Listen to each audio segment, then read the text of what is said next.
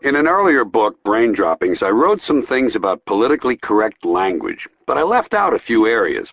I neglected three important groups of people who have had this awkward, dishonest language inflicted on them by liberals. I omitted those who are crippled, ugly, or stupid. And so, to address these earlier omissions, I'd like to make a brief return visit to that playground of guilty white liberals, political correctness. Political correctness is America's newest form of intolerance, and it's especially pernicious because it comes disguised as tolerance. It presents itself as fairness, yet attempts to restrict and control people's language with strict codes and rigid rules. I'm not sure that's the way to fight discrimination. I'm not sure silencing people or forcing them to alter their speech is the best method for solving problems that go much deeper than speech. Therefore, those among you who are more politically sensitive than the rest of us may wish to take a moment here to tighten up those sphincter muscles, because I'm going to inject a little realism into the dream world of politically correct speech, especially the words we use to describe one another. Perhaps you've noticed that when the politically correct liberal rule-makers decide to rename a group of humans they view as victims, they begin by imparting a sense of shame to the group's existing name. And so somewhere over the years the word cripple has been discarded. No one mentions cripples anymore. That's because in yet another stunning attempt to stand reality on its head, cripples have been assigned a new designation, the physically challenged. The use of physically challenged is an obvious attempt to make people feel better. The idea being, as long as we can't cure these people, let's give their condition a more positive name and maybe it'll distract everyone. It's verbal sleight of hand. The same is true of the ungainly phrase, differently abled. I believe that if a person is going to insist on using tortured language, such as differently abled, then he should be forced to use it to describe everyone. We're all differently abled. You can do things I can't do. I can do things you can't do. Barry Bonds can't play the cello. Yo-Yo Ma can't hit the curveball. They're differently abled. It should be explained to liberals, patiently, that crippled people don't require some heroic designation. It's a perfectly honorable condition. It appears in the Bible. Jesus healed the cripples. He didn't engage in rehabilitative strategies to improve the conditions of the physically disadvantaged. Can't these liberals hear how unattractive this language is, how poorly it sits on the ear? Personally, I prefer plain, descriptive language. For instance, and this is a suggestion that will bother some people, but I'm serious about it. Why don't we just call handicapped people defective? You know? We don't mind talking about birth defects. We don't flinch from that. We say Gunther has a birth defect. Isn't that a concession to the fact that people can be defective? Then what would be wrong with calling those people the physically defective? At what point in life does a person with a birth defect become a person who is differently abled? And why does it happen? I'm confused.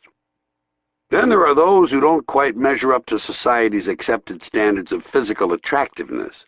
The worst of that group are called ugly, or at least they used to be. The PC lingo cops have been working on this, too. And to demonstrate how far all this politically correct, evasive language has gone, some psychologists are actually now referring to ugly people as those with severe appearance deficits. Okay? Severe appearance deficits. So tell me, psychologist, how well does that sort of language qualify for being in denial?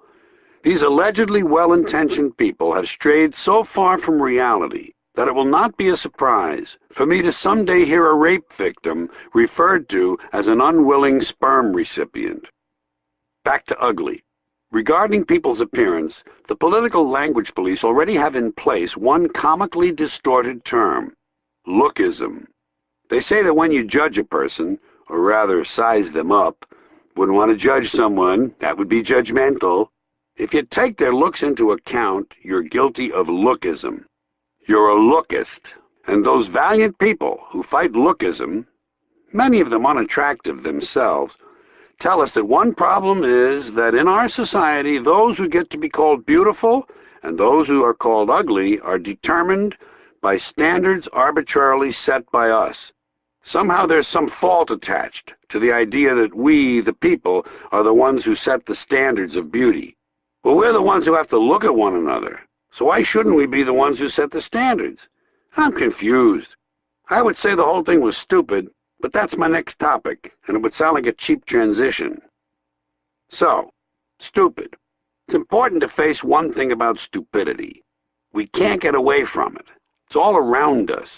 It doesn't take a team of professional investigators to discover that there are stupid people in the world.